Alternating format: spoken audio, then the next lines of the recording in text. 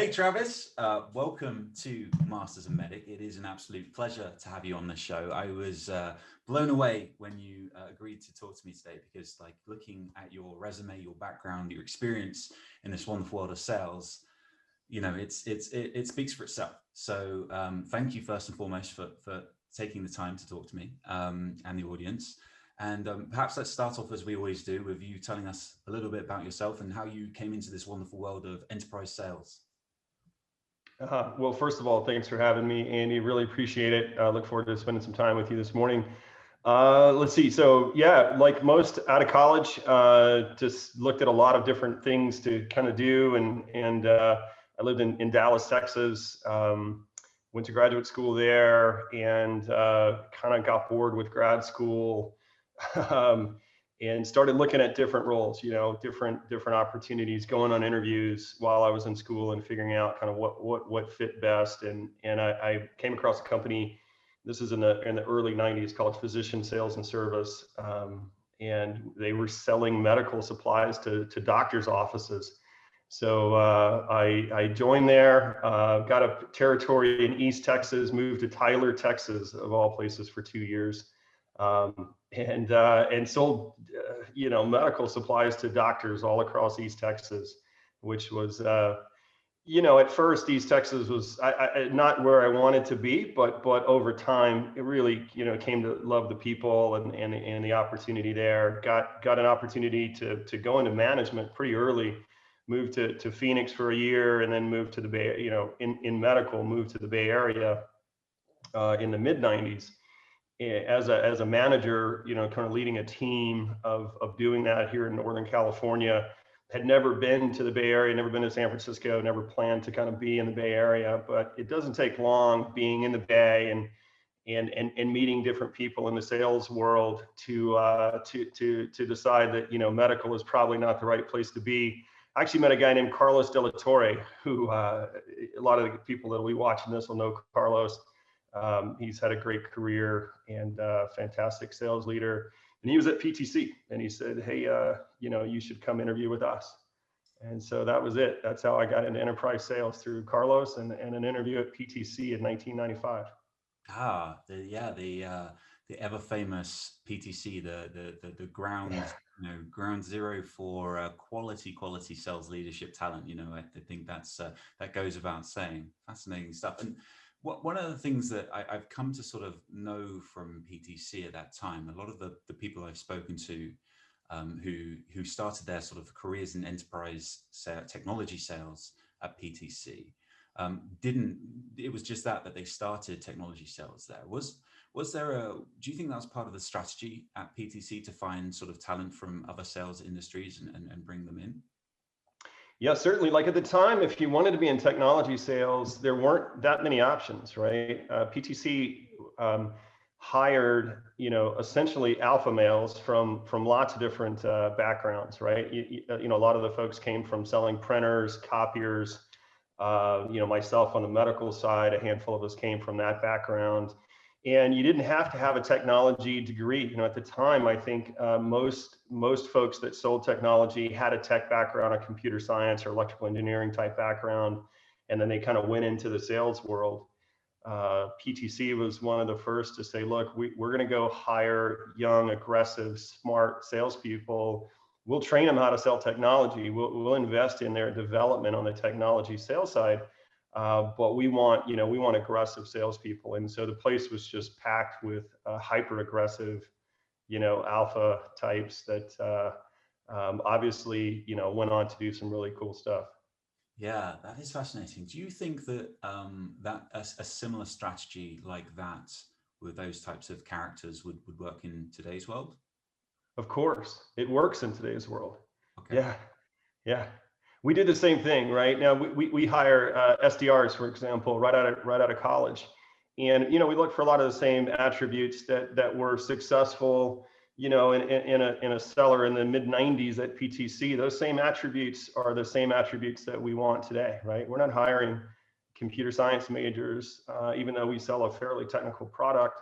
We're hiring young, smart, aggressive folks that want to pursue a career in sales. Maybe maybe they waited tables, maybe they sold door to door. I just talked to a candidate, an SDR candidate who's graduating in December, and he spent the last 2 summers. He's got a statistics degree, but he spent the last 2 summers selling pest control, right, in suburban Las Vegas, knocking on doors, 12 hours a day, and he found that he loves it. You know, he would love to do that and pursue a sales degree than go and be a statistician or a data scientist. So, you know, those things that worked in the mid 90s work today. And I think if you look at a lot of the successful sales organizations, that's what's happening.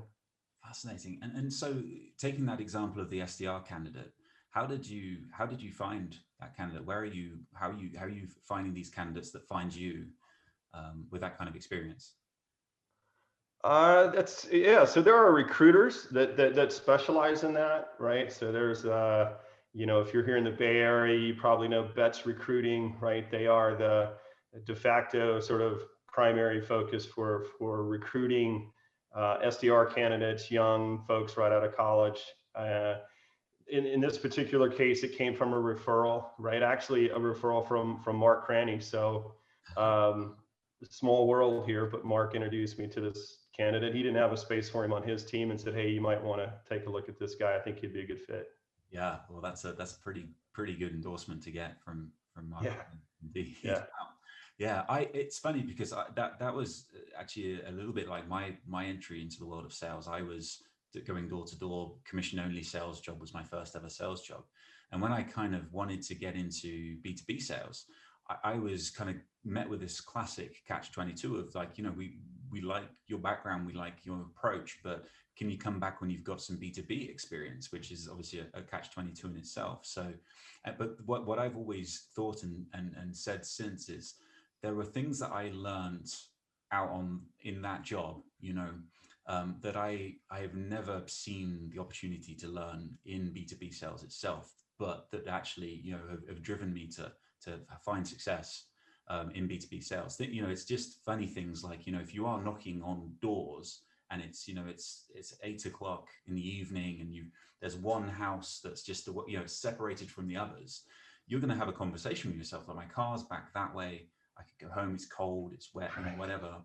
And one thing you learn is that if you make that call, that positive call to go and knock on that door, you are 100%. In my case, I was making an appointment for myself to go back. And, you know, I may not get the deal, but you would always get that person's name and a time in your diary to go and see them. And I think, you know, if you take the mental approach that comes with that, the sort of mind over matter, the positive, you know, positive affirmations of it, that, you know, things like that you don't get to do in B2B sales so much. Yeah, certainly. I mean, I love seeing candidates with that kind of a background, right? Knocking on doors, selling knives, selling encyclopedias, or I guess that's older, but, you know, selling pest control in this case, right? You know, there's LDS kids that went on 2-year missions to South America to convert folks to that religion. You know, that's hard. That's hard. You know, it's really tough. And so once you do that and you understand the work ethic that's involved, the ability to communicate that's necessary, the ability to have empathy, to listen, you know, to the value of cold calling, like you said, right? Knocking on that last door when it's easy to go home. Those are the early lessons that you can learn in your career that become really valuable to you as you embark on an enterprise sales role, for sure. And we love finding candidates that have that kind of a background. Yeah, and I think there's one other positive thing that experience gives you is that you, in my role especially, and I guess it's the same as selling pest control, you are getting several, like multiples of B2C sales cycles in a very short space of time. I would do, you know, 3-4 sales cycles a day. You know, I'd book the meeting and I'd go and try and, you know, do the demo, the pitch, the value proposition, and close it. You know, in enterprise sales, you do, you know, I don't know what the average is, but maybe, you know, one a month, one deal a month type thing. And so, yeah, it's getting that, not so much relevant to B2B experience about how organizations buy, but understanding, you know, emotional reactions and you know, how you can provoke response? Yeah, I would look. I would also say that the things that made you successful, right? What were you selling when you were knocking on doors? This is gonna, to the people in listening in the UK to this, it'll sound very cliche. It was double glazing. So it was like windows and doors, right? I saw the Netflix. There was a Netflix on that where the guys were knocking on doors in the UK selling double glazing. I forget the name of it. White gold, white gold. White gold. Yeah, that's a great one in the 80s, right? Just like Um, it's cliched like that. So yeah. yeah. So whether it's selling double glazed windows or tongue depressors in East Texas or pest services, or you hear these guys that sold. I never sold copiers, but running around big buildings, getting chased by security, right, trying to make the copier sales. You learn some things that are absolutely transferable into enterprise sales, right? Which is, it's still a math game, right? You still have to go make the cold calls. If you show the product, you will sell the product. So demoing, if all else fails, like get the product in front of the customer. You learn to listen and do objection handling on the fly. So you get very good at understanding objections. The repetition of doing that as a B2C, when you're doing that, selling that thing in your early career, those skill sets are absolutely transferable. It still is the thing that'll make you successful in selling, whatever type of software that you're selling. Yeah. So going back to PTC, where you've come in doing medical sales and you've obviously gone into PTC, which is, much famed as a great place to learn, probably one of the best. How different did you find going from medical sales to technology sales?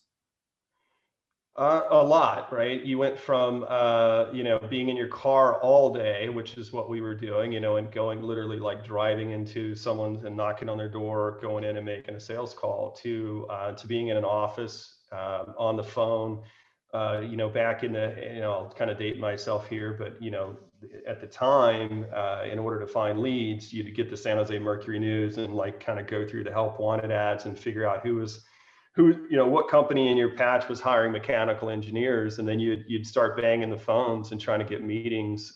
This is all even pre-email, and then email came along, and that became obviously a way to do outreach. But it was a pretty big transition as far as like how you spent your day.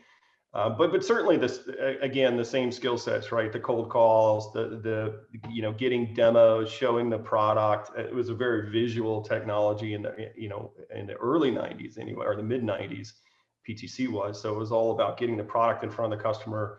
We had a better product, so we drive everybody to a proof of concept, a validation event, and then try to close. And that was the sales process. That same sales process, with variations on it, is still essentially what we use today, right? That sales process has been tried and true, and it works today if you execute it correctly.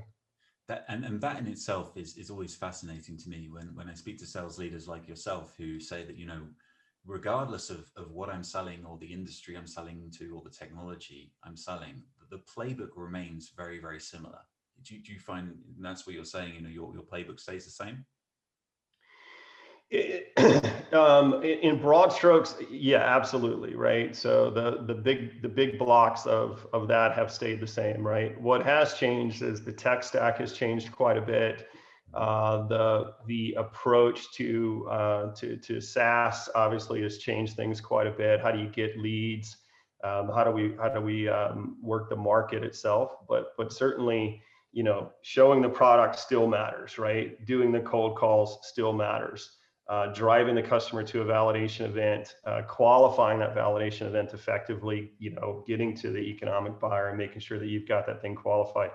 All of those key pieces are absolutely transferable from, the mid 90s to today, for sure. Yeah. Yeah. Yeah. It's fascinating to me that has been the case. Do you think it's because the way fundamentally that organizations are buying, like you say, there's differences in the business models with, old perpetual licenses to SaaS and those types of things, but fundamentally the way that organizations make decisions has stayed similar? Well, it's certainly gone from a top-down decision making to a very sort of democratized bottoms-up decision making in certain industries, right? I mean, Okta and some of these other tools may be more of a CIO approach for us, and mostly what I've been selling, whether it's DevOps tools or data tools, a lot of the decision making has been pushed down, and that's been the case on the West Coast for a long time, right? Tech companies have tried to push technical decision making as far down the org chart as they can.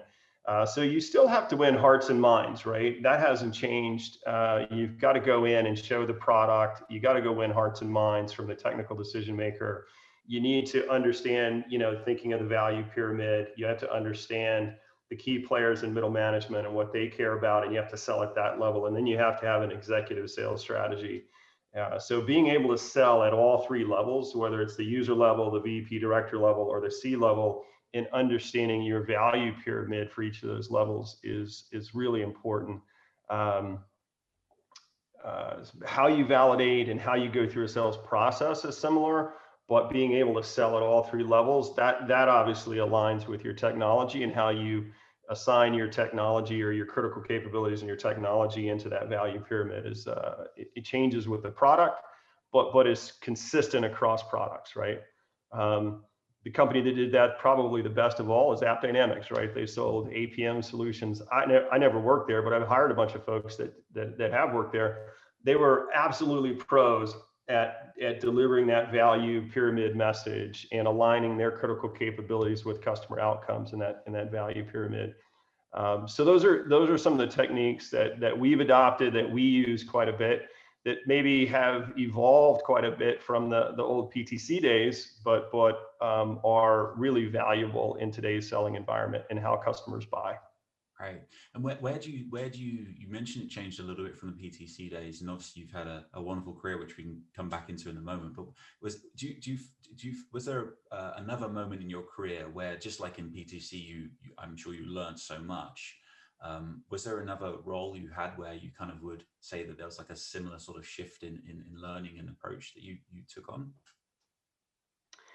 I don't know if there's been anything that's been sort of earth shaking from a change perspective. I just, I think about the leaders that I've worked for and the things that you can learn, and you try to pick up along the way, right? Whether it's a CEO that you're able to kind of watch and understand how they operate, or a sales leader that you watch and understand how they kind of engage with the customer, the process that they teach. And really, you're trying to, through the course of your career, you're trying to over-index for learning, right? I want to learn. I want to be in a situation where, you're not the smartest person in the room, right? You're going into a meeting and you're learning from your peers, from your leaders in the organization. You try to pick up key pieces from that in your career and turn it into what works for you. So I don't, like, there's not a single thing that has changed necessarily, or was kind of as sort of transformative as going from medical sales into PTC. Certainly I always think about going from a small company to a big company. I've been through a couple of acquisitions that can be pretty traumatic and will rock you a little bit. Or going from a large company into a small company can do that to you. But mostly it's just about trying to pick up best practices from everywhere, right? From sales reps. I've seen sales reps that do champion building better than I could ever do it. Like, I'm like, that was awesome. Like, you guys did a great job of building a champion. We were just doing a win report on a deal that we closed, and the SE was talking about how he built SE champions or technical champions in that customer. And some of the work that these guys do is phenomenal. And so as a leader, you're just trying to pick up what can I learn from each of these, and then how can I bring that into my toolkit and try to reuse it. Oh, I love that. I love that. You talk a little bit about champions there. I have to ask the question I ask everyone else. What's for you? Obviously, champion is an element of MEDDICC or MEDDICC. Which is the element of MEDDICC that you think is the most important, the most imperative to selling? Well, there's only one answer to that, right? Which is the champion, right? Having a champion, building a champion, developing a champion. You kind of have to, do you find them or build them? It's a little of both, right? You have to find somebody that's capable of being your champion, and then you've got to build them. And when I say, like, I've actually seen salespeople do a really good job of this, is their ability to not only find, but then really develop a champion, right? Have that, champion conversation, right? Pull them aside and understand, what are they doing from a career perspective? What matters to them with their family? What are they trying to accomplish? And then asking very, direct questions. Hey, this is what I expect from you as my champion, right? You're going to go into this meeting. I'm not going to get invited to that meeting. When you go into that meeting, can we role play this? Let's talk about the questions that you're going to get asked. Are you capable and willing to step up and act as a champion in that meeting? And so the best sales reps are not afraid to have that conversation and be really direct with their champion, or the person that they're hoping is their champion, and asking tough questions to make sure they're ready to go when that meeting happens. Because we always think there's always that one meeting, right, where you don't get invited as a seller, your SE is not in the room, but the customer is sitting down and they're trying to make a decision on which way to go. And you've got to have that champion who's willing to stand up in that meeting and pound the table for you. And so you want to get in front of that, right? And you want to pull that person aside and say, hey, you're going to go into this meeting. You're going to get these questions. Are you ready for them? Can we role play those questions? Are you willing to kind of stand up and fight for us? And the best sellers are really good at doing that. Yeah, I could not agree more with that, actually. And I don't know what it is, but I do find that some sellers have almost like an apprehension to have that approach. And I almost put it down to this sort of feeling that the salesperson almost, there seems to be, I think, in maybe the last sort of decade or so in sales, almost like this activity to try and hide the fact that you're a salesperson. You see it in LinkedIn titles, you see it in these different things where it's, I'm a value consultant or something like that. And I think it leads to these situations where, you actually, as a salesperson, are causing yourself a load of problems, because if you, it's not like you're going to be a Trojan horse, sneaking in under the pretense that you're going to give value. Right. Right. I want the customer to know that I'm there to ask for their business, because Sure. it's what better way of qualifying my time than that. Yeah.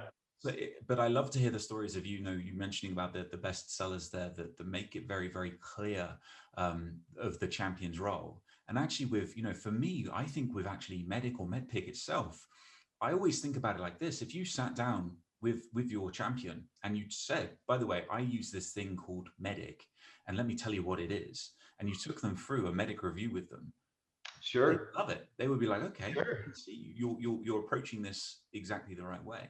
And Yeah. I'd love us to, as an industry, I'd love us to lean more into that. Not necessarily telling the customer about MEDDICC, but being more, bold about what we're here to do. Yeah, certainly. Like a couple of thoughts on that, right? One of the things that we talk a lot about is the custom value prop for the customer, and that includes a lot of MEDDICC in it, right? What are the initiatives that you're driving? What are the strategic objectives for the company? What are the initiatives, and how do our capabilities support those initiatives that are going to make you successful? So we try to build custom value props when we're going in and doing a POC wrap up, for example, or we're having that conversation with the customer. We work a lot on that messaging, and it has a lot of MEDDICC in it, right? To understand, the customer's pain, right? The I in MEDDICC, or the decision process and decision criteria, certainly. As it relates to like a salesperson being a little bit reticent to be upfront about what their goals are, what their objectives are with the customer, and to have that really transparent conversation. You certainly see that, and you'll see that with younger sellers who may be a little timid or are reluctant to be as direct, right? And so one of the things that you sent me on email was like, why, Andy Sadler, like, why would you tap him on the shoulder? So part of our job, right, as leaders, is to go hire guys like Andy, who in Europe, right, if the seller is timid, reluctant for whatever reason, like they've gotten the deal to a certain point, but they're not really willing to have that conversation yet, that's what Andy's there for, right? That's what I'm there for. And so we tell these guys, look, listen, bring your manager. This is a team sport, right? And I don't expect the seller to be perfect, right? But I do expect the seller to bring their manager in, and collectively, if the seller is missing that thing, that's what Andy's there for, right? That's what I'm there for. That's what the other leaders are there for. And so you want to hire leaders who can see these blind spots that the sales rep may have, and be able to cover those blind spots for them. Yeah, I love that. I love that a lot. Yeah, makes a lot of sense. And talking about Andy there brings me back to something you were saying a moment ago about how, you know, you in your career, you've tried to sort of never be the smartest guy in the room and sort of follow the good people around. And I think, like, you know, when I look at your resume, it's almost like, you know, you can sort of see, you can see the success you've had, and you know as a sort of team, and you can see that how that's moved around. Especially, I think it looks like I mentioned to you earlier, like Anderson Horowitz seems to have really appreciated the work you did for those guys at Opsware, I'd imagine. Is that, would that be fair to say? Yeah, so I'll just talk a little bit about the Andreessen Horowitz folks, but just for clarity, what I meant to say, if I wasn't clear, is you don't want to be the smartest guy in the room. That's exactly the wrong place to be. Did I say you wanted You to be? walk in a room and you're the smartest one there, you're probably in a situation where you're not growing, not developing. You want to surround yourself by folks that, you know, when they talk, when they articulate what they're trying to accomplish, you're like, wow, I'm learning in this situation. So yeah, you don't want to be the smartest guy in the room. You did say And Andreessen Horowitz, you're gonna be hard pressed to be the smartest guy in the room in those meetings for sure, right? You're just they've done a great job of collecting talent that's extremely high level. So, but I can certainly talk about that, right? Like I'll just say, without any question, right? Ben Horowitz and Mark Cranny have been better to me in my career than I've deserved, right? They've done an unbelievable job of helping me, you know, get the next role, make sure that I'm put in the right, you know, position. Been supportive of me from a reference perspective, from a career perspective, probably way more than I've deserved. So they've done a great job, and a huge shout out to both those guys. Yeah, and then Martin Casado, who sits on our board. You know, there's a phenomenal team over there that I enjoyed working with and for. Right. I think many people listening to this, maybe like me, that know Opsware from the book that kind of, I think, made it semi-famous, The Hard Thing About Hard Things. Have you read that book? I've got it in the bookcase right back here, of course. Is it? I was in a few of those scenes. I didn't get any ink. Mark got all the ink, but yeah, there was a few where I was like, okay, I remember that conversation, which is kind of cool. Yeah, that would be very cool. But I also sort of imagine it, if, you know, a lot of, you know, the theme of the book in itself is, you know, hard thing about hard things, is they weren't easy times. You guys were up against it, and somehow, you know, which is makes it, I think, the fascinating read it is, came out on top. Yeah, I don't like, maybe there are situations where it's easy, right? Where the thing's just running, and the purchase orders are coming in, and it's easy. But I almost never feel that way. Like when you're in it and you're working on an opportunity, so you're at Opsware or BladeLogic or even PTC, or SignalFx, which is the latest opportunity that we had a good outcome on. You know, when you're in it and you're working day to day, and quarter to quarter, it's never easy. It always feels hard. It always feels like you're one quarter, 1 month, you know, one deal away from blowing the whole thing up, right? And so it only feels like it was a fun experience after it's over and you get to read the book, right? But when you're in it, it's a lot of work, and a lot of stress and a lot of focus. And you know, then when you look back on it, you go, okay, that was actually fun and interesting, and I really enjoyed it. But when you're doing it, it just ends up being a ton of work. Yeah, I hear that. I feel that. I feel that very much so.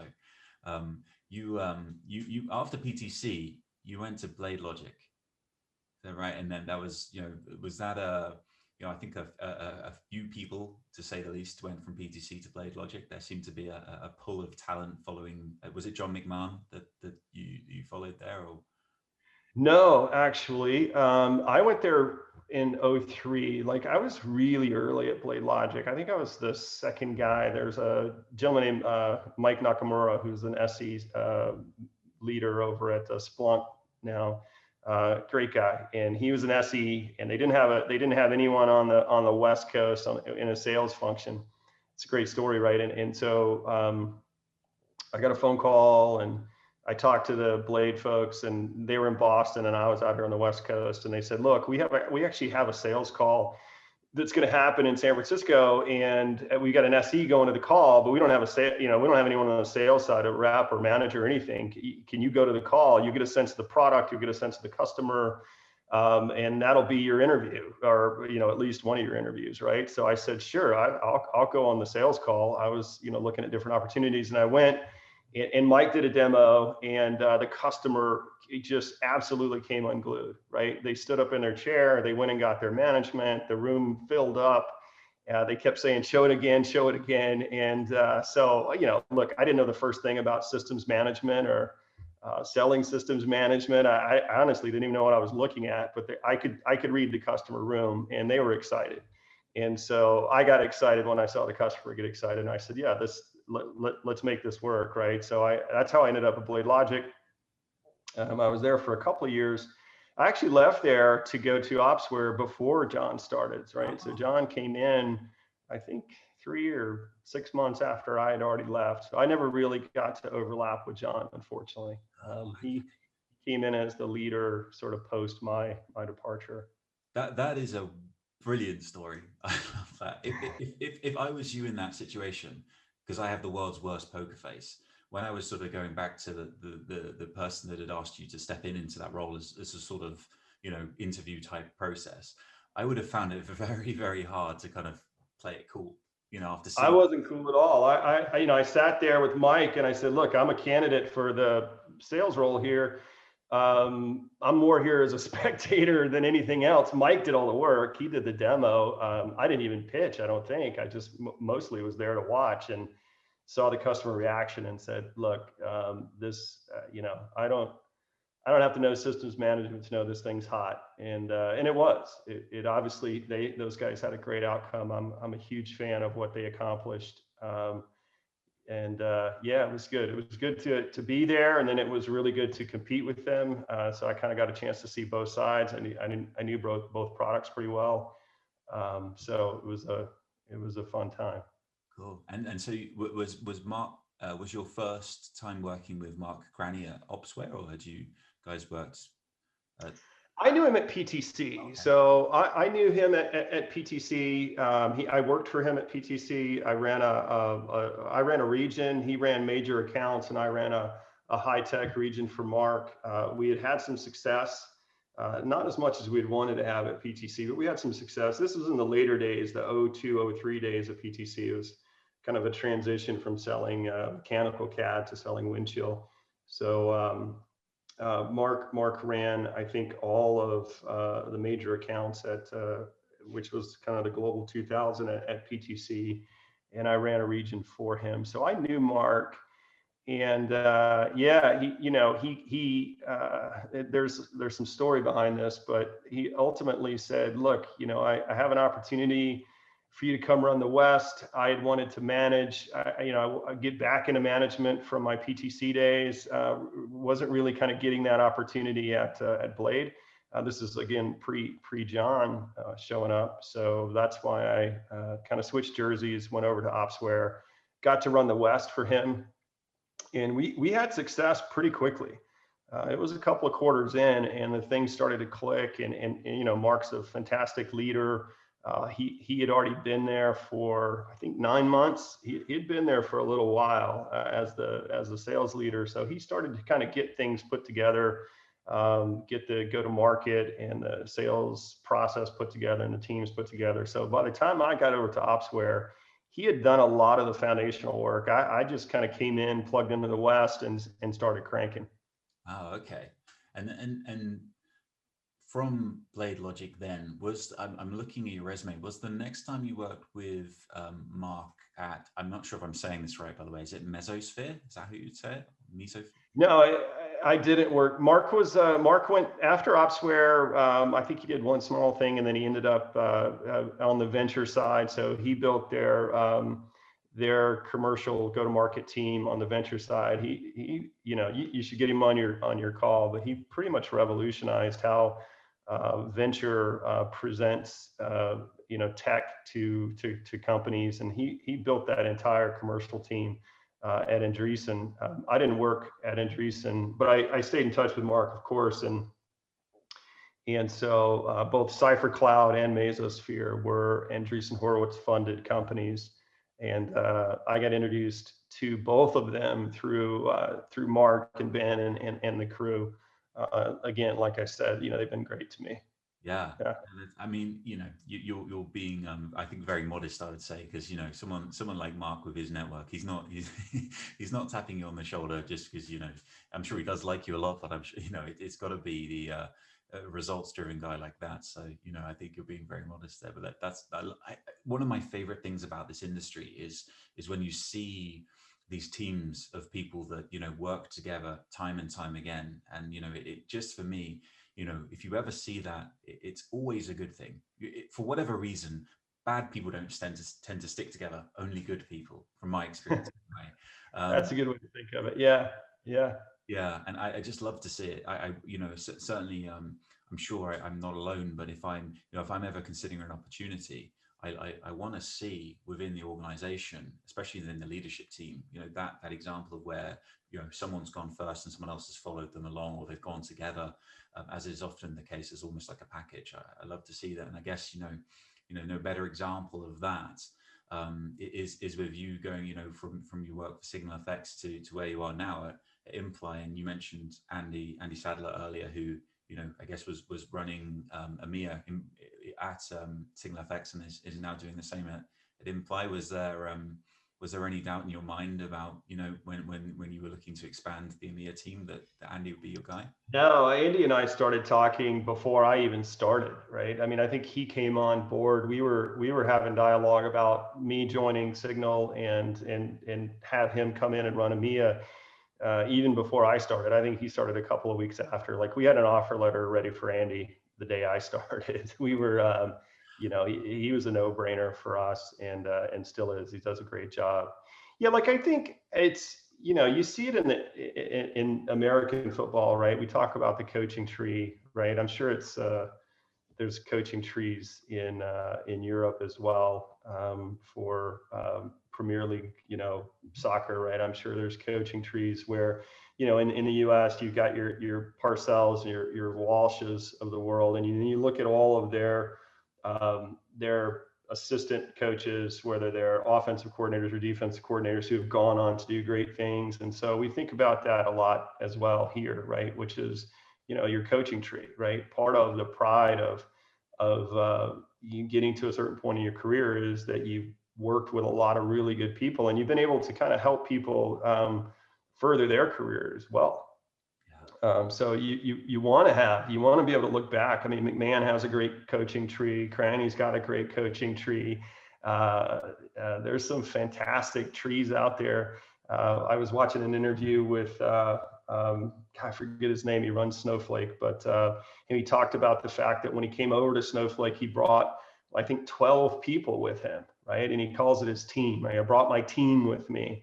And it's not just sales team, but in his world, it's finance and others. But yeah, that's always pretty cool when you've got some folks that have worked with you and they're willing to come work with you again, right? That's always good.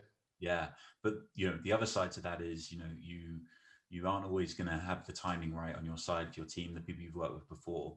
So then, you have to go to the market and you have to recruit. And one thing I knew from talking to Andy, at SignalFx, that you guys, it was like nothing I'd ever seen before at SignalFx. The approach you guys, I'm sure it might be your model, actually, I don't know, but the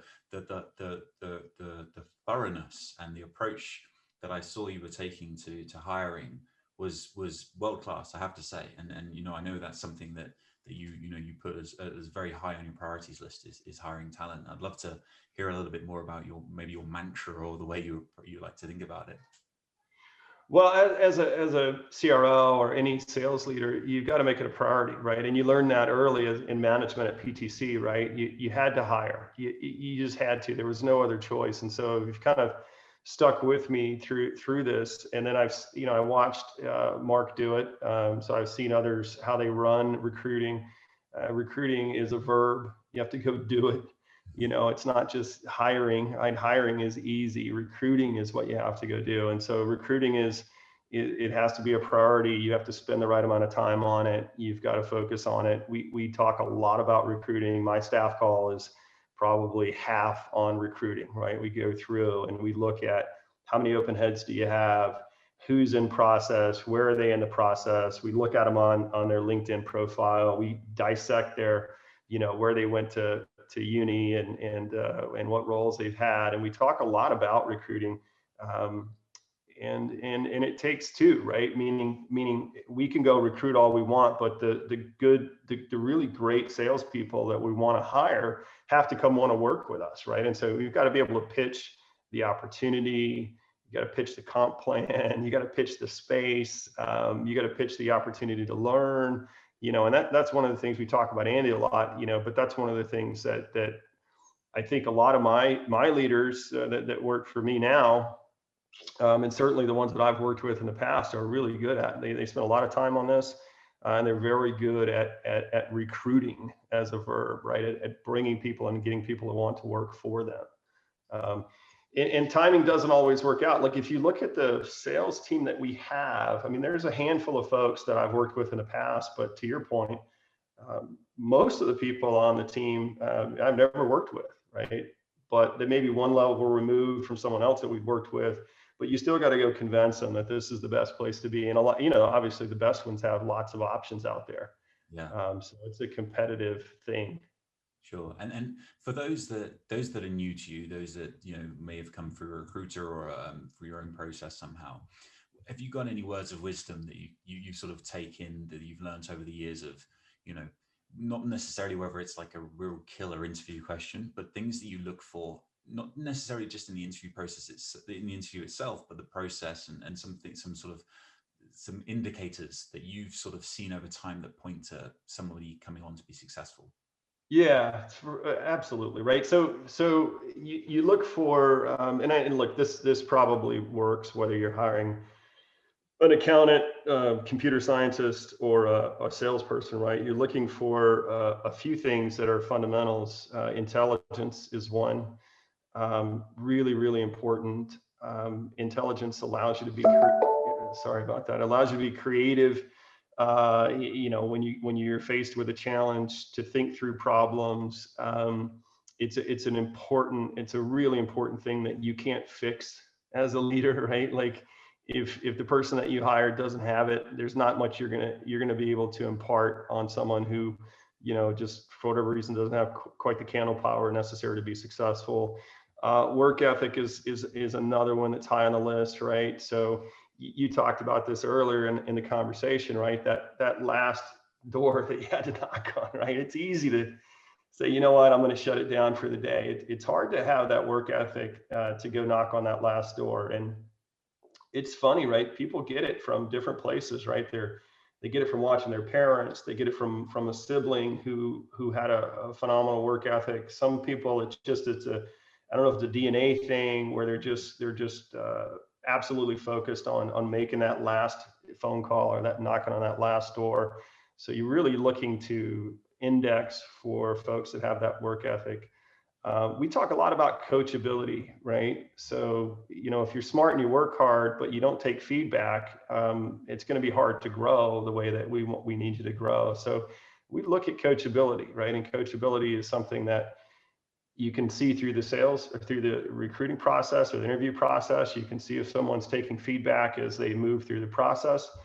You can look at their history, right? If they played a team sport, if someone played a team sport at any level of real competition, then any feedback I'm going to give them is going to pale in comparison to what their coach gave them, right? And so, they're not going to hang their head and cry on their keyboard. They're going to take it and say, okay, how do I get better, right? And so that ability to take feedback, hugely important, and something that we try to index for when we're hiring. I could go on, but those are kind of three of the top big ones that I think about. I think the coachability one is huge, because like you say, you especially if you're if you're trying to hire, you can coachability almost covers a lot of the other things you're looking for, because if someone hasn't got the experience that you necessarily want them to, but they're very coachable, they can get where you want them to be. Whereas vice versa, if they've got the experience but they're not going to be able to learn your product or necessarily your approach or that sort of thing, it's never going to work. That's right. That's right. Yeah. And look, you want to try to find those folks that are coachable, and it can be frustrating to watch somebody make the same mistake over and over, and they're just not taking the coaching. That's a tough thing to watch, right? So folks that actively seek out, hey, the sales call's over. How could I have done better? What can we do better? How do we prep better next time? That's really what you're looking for. Yeah. And how do you look for that in the interview process? Well, like I said, there's a couple of things. One is, you look for a background of potentially team sports, right? Because again, any coaching that I'm going to give is going to pale in comparison to what they got from their coach in a competitive environment. Team is important because it's like if you were a highly competitive swimmer or highly competitive golfer, it doesn't mean you're not going to be a really good salesperson. Don't get me wrong, but you're looking for someone who understands that sales is a team sport, and that being part of a team means that you work with other folks in the organization to further the goal of the team. And so those folks tend to know how to work in a team environment.